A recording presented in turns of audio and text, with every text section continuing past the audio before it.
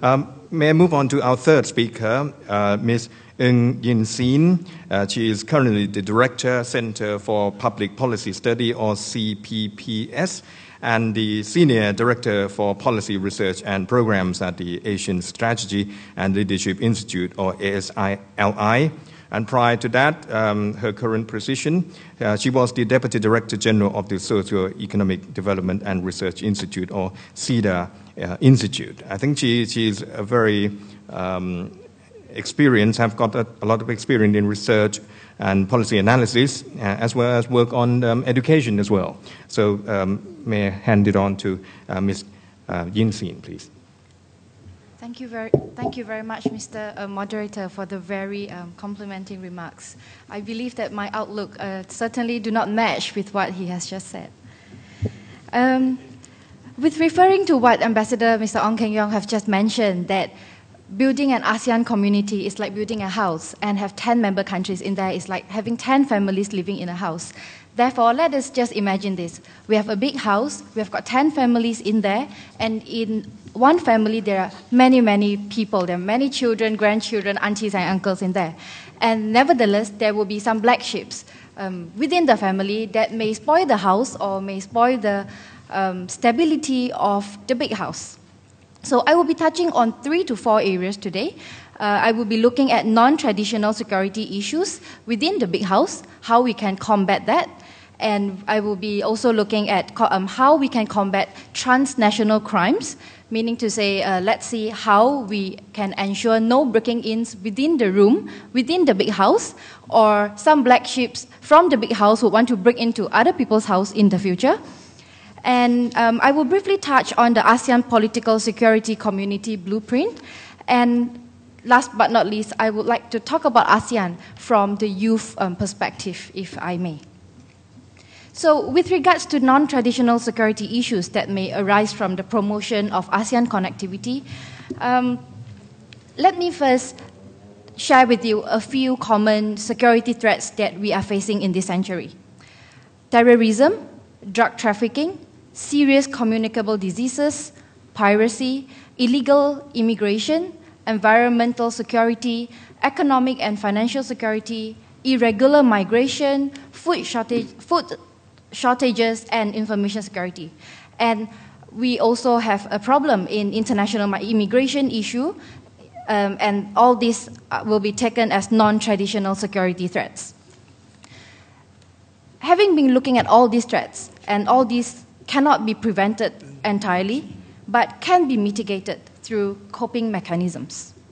And national solutions are often inadequate in many instances, and therefore we have to look at regional and multilateral cooperation, which will help us make the house more peaceful and safe.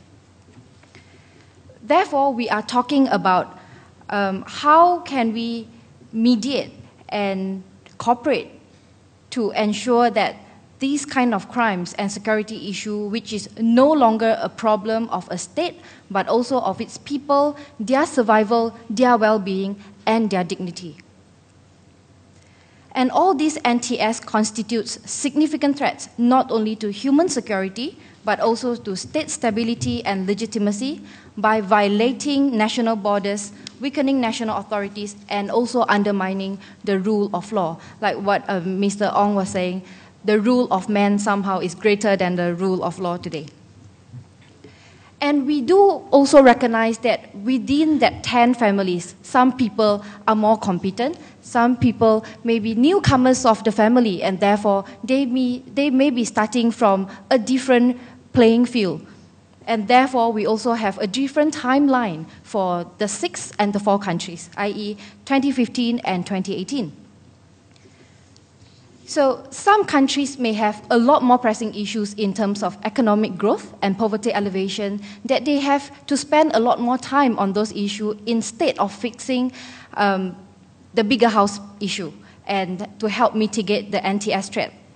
But that being said so, it is even more imperative that those families, i.e. those countries in the ASEAN work together to combat these problems. And no country and no families should be feeling that they are battling this on its own, and therefore we are talking about a collective effort.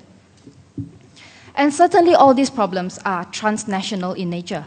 And how then does it make sense to face them with strictly national measures? That will certainly be ineffective, as it has been proven, and since not only are the sources of these issues transnational, their impacts are also felt amongst various countries as well. Therefore, this is certainly not a localized issue. This is everybody's issue as a region. And what is needed here is an institutional overhaul of sorts that we are looking at. If the framework discourages these activities empathetically, while they may not disappear completely, they are less likely to happen if we put our hands together and to work together. And the 3 papers adopted at the 3rd ADMM, i.e. the ASEAN Defense Ministers meeting in 2009 between 10 ASEAN countries' defense ministers, were a very big forward in the right direction, I would comment. As the 3 papers during the meeting showcased a more open and discussion-oriented ASEAN, which is exactly what we need to tackle these issues. These NTS threats are new issues we are facing in this century, and a multidimensional, multinational approach is required. Therefore, as member countries, we have to be open and frank with each other, accept our limitations, and decide how can we overcome them and move forward together as a region. Talking about human trafficking, this is a huge issue which deserves much more airtime than what we have here today. But I would like to say that if we are to look at the world in general as of how ASEAN is handling human security issues, it is abysmal. Number 1, the Trafficking in Persons Report 2010 stated that ASEAN countries within the Tier 3 category, some of them demoted from Tier 2 to Tier 2 watch lists, and some are still in Tier 3. And some of us here, or most of us here in the room, would like to argue that the United States is one to talk, and we shouldn't measure our success by what other governments or independent bodies would measure us. Yes, I do agree with that.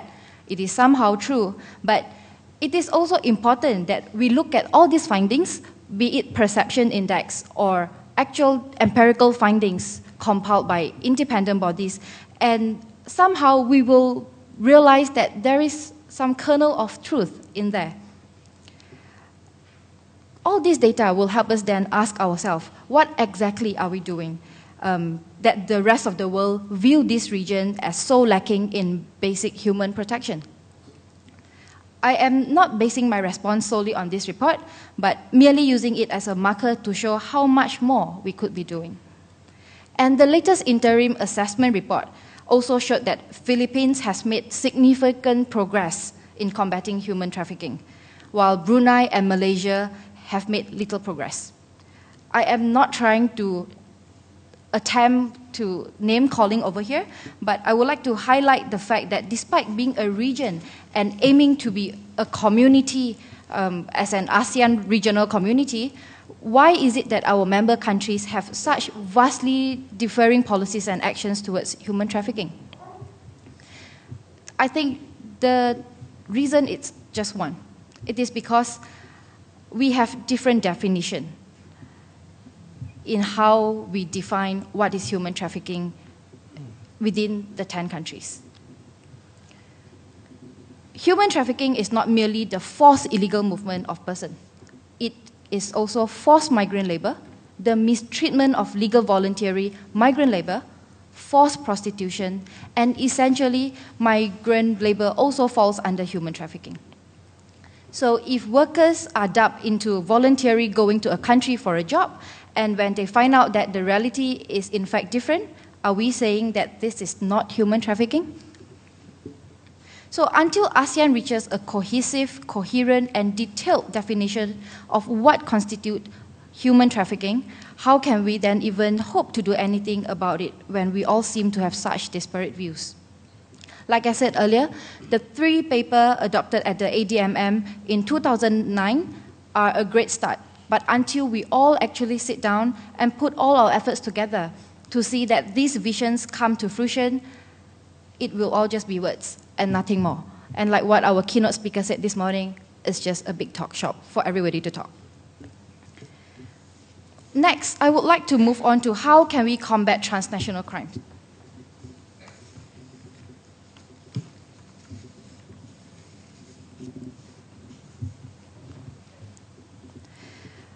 In combating transnational crimes that may increase following the regional integration, it is likely that consolidated blacklisted of people with criminal records of suspicious behavior be formed and appropriate action will be universally taken among ASEAN member countries, and whether this is desirable within the region. Yes, we do agree that this is helpful.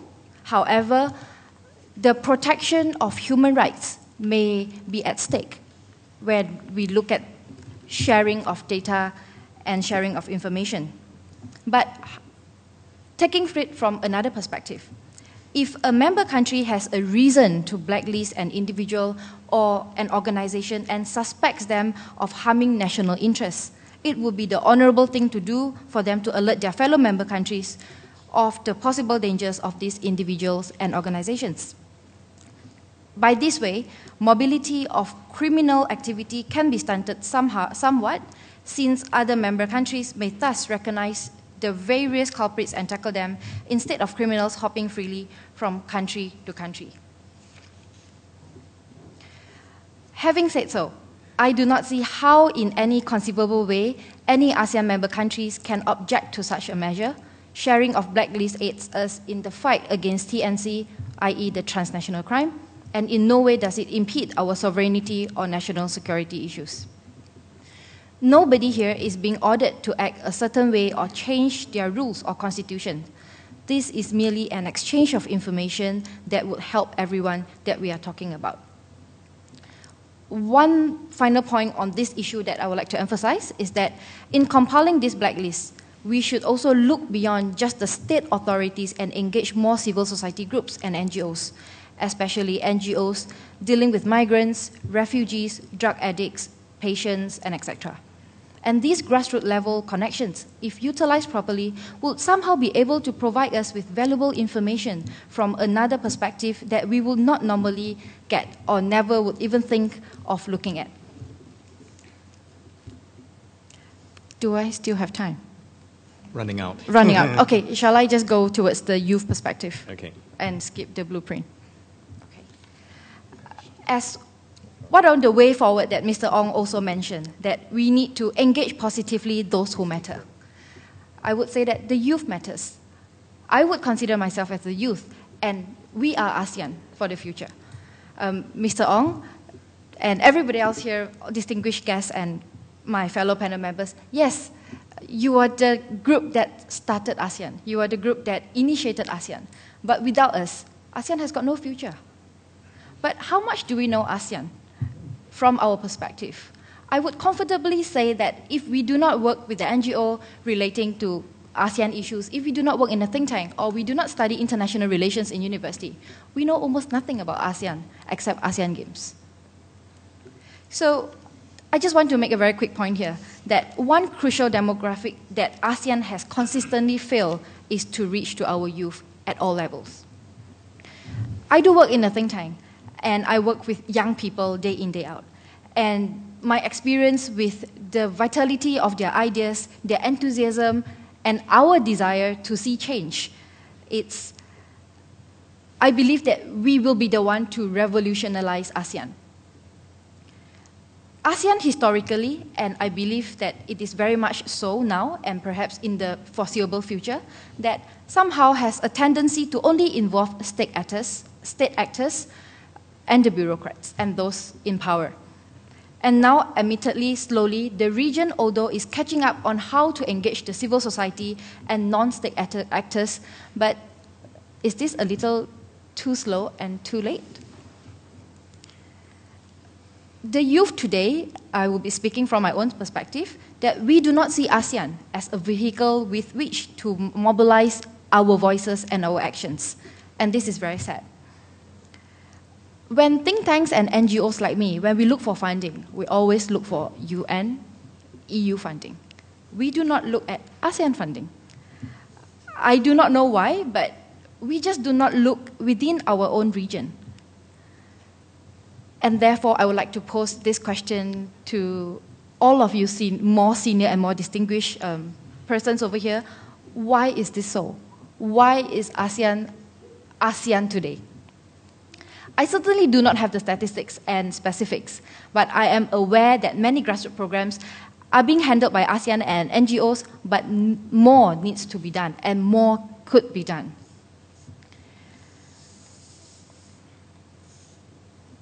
The blueprint, if I may touch very briefly, it's certainly an applaudable approach. It is a very comprehensive document, but let me repeat myself again here that to truly have a community, as we keep saying that we want to, we have to connect the businesses, the CSOs, the government, and the people.